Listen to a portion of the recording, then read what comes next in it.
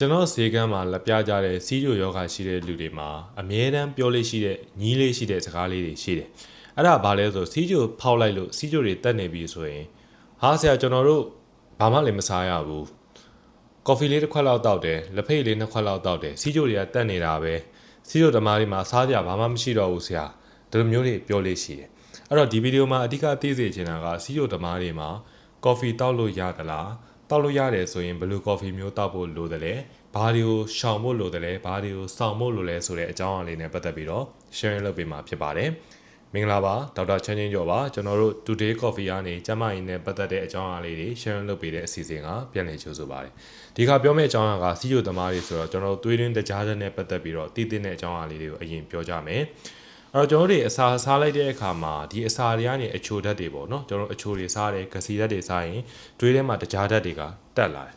ဒီတက်လာတဲ့တကြားဓာတ်တွေကိုကျွန်တော်ခန္ဓာကိုယ်တစ်ကိုယ်လုံးအသုံးပြုတဲ့နေရာတွေရောက်ဖို့အတွက်ဆဲတွေတဲကိုဝင်ဖို့အတွက်က insulin ဆိုတဲ့ဟော်မုန်းကိုလိုပါတယ်အဲ့တော့ဒီ insulin လေးရှိမှသာကျွန်တော်တို့သွေးထဲမှာရှိတဲ့တကြားဓာတ်ကိုထိန်းနိုင်မှာဖြစ်တယ်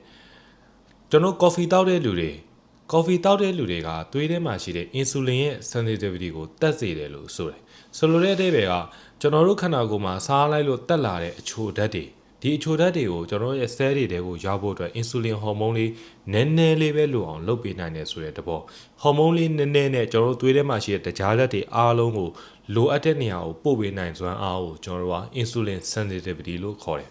coffee တောက်တဲ့လူတွေ coffee မတောက်တဲ့လူတွေရှင်တဲ့အခါမှာ coffee တောက်တဲ့လူတွေမှာ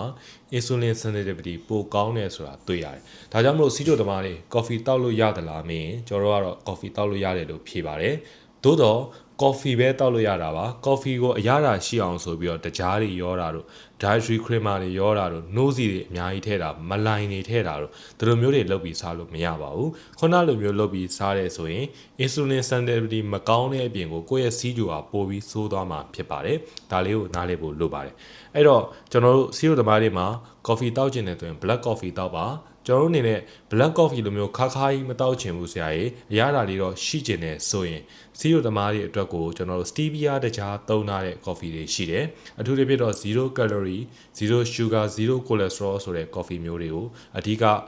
ဝယ်တောက်စေချင်ပါတယ်အဲ့တော့ဒီဗီဒီယိုကတော့စီးကျိုရှိတဲ့လူတွေအတွက်အကျိုးရှိလိမ့်မယ်လို့မျှော်လင့်ပါတယ်ကျေးဇူးတင်ပါတယ်